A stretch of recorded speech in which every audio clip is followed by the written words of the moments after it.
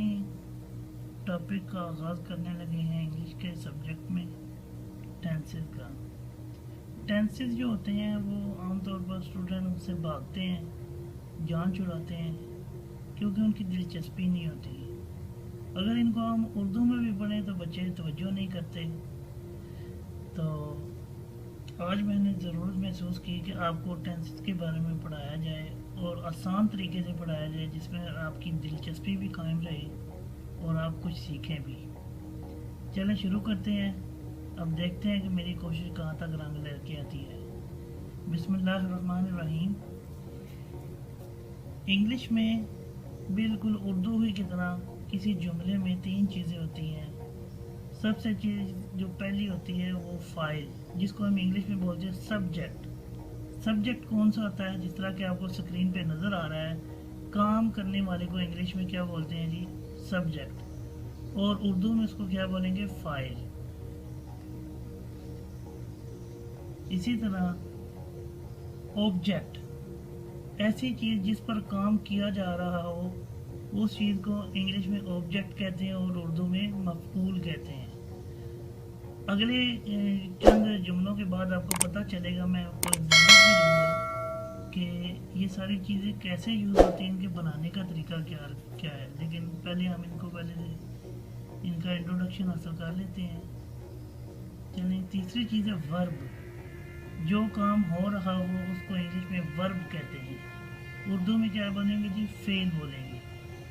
अब आगे एक जुमला लिखा हुआ है, इसमें आपको ये सारी चीज़ें वाज़िह होंगी। मसलन असलम ख़त लिखता है, इसमें असलम क्या हो गया जी? फ़ाइल हो गया, यानी सब्जेक्ट। जबकि ख़त जो है उस पर काम हो रहा है, तो ये क्या हमारा बन गया? ऑब्जेक्ट। और लिखने का जो काम हो रहा है उसको हम इंग्लिश में बोलेंगे वर्ब। अब इस जुमले में तीनों चीज़ों को वाज़ह कर दिया गया है कि इसमें इंग्लिश में जुमला बनाने के लिए कौन कौन सी चीज़ें हमें चाहिए होंगी, किनकी ज़रूरत होगी। अच्छा जी, ये मैंने आपको बता दिया है। ये आपको उर्दू में भी नज़र आ रहा होगा स्क्रीन पर, ये सारी बात जो मैंने आपको ज़ुबानी बताई है। अब आगे चलते हैं, हम देखते हैं कि इसमें बुनियादी तौर पर जो टेंसेस होते हैं वो कितने होते हैं? 3 होते हैं। ज़माने कितने होते हैं? 3। जैसे फ़ेल हाल, फ़ेल माजी, फ़ेल मुस्तक़बिल, ये तीनों हैं। आगे इनकी कुछ इक़साम भी हैं, उसको पढ़ने से पहले हम क्या करेंगे जी? जान लेते हैं। ये एक दफ़ा मैं रिपीट करने लगा हूँ कि मौजूदा ज़माने को हम क्या बोलेंगे जी? प्रेजेंट फ़ेल हाल। वो ख़त लिखता है, ये अभी मौजूदा ज़माने की बात हो रही है, ख़त लिखना। गुज़रा हुआ ज़माना, यही अगर हम जुमला लेंगे तो क्या होगा जी? वो ख़त लिखता था।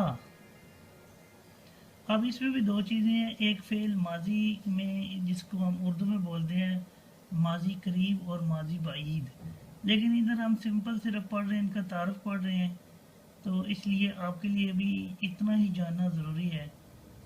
चलें, तीसरी चीज़ है जी आने वाला वक़्त या आने वाले चीज़ें जो होंगी उनको हम क्या बोलेंगे? फ़ेल मुस्तक़बिल।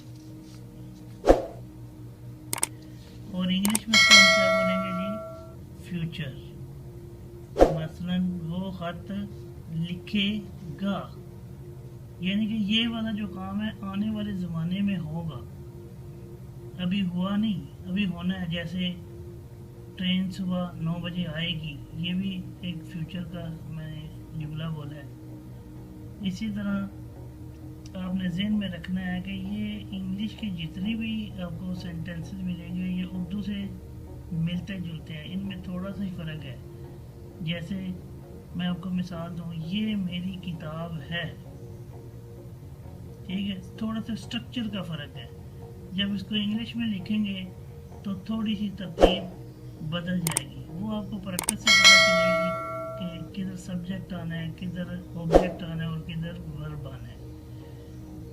ये तो आज का टेंसेस का तारफ़।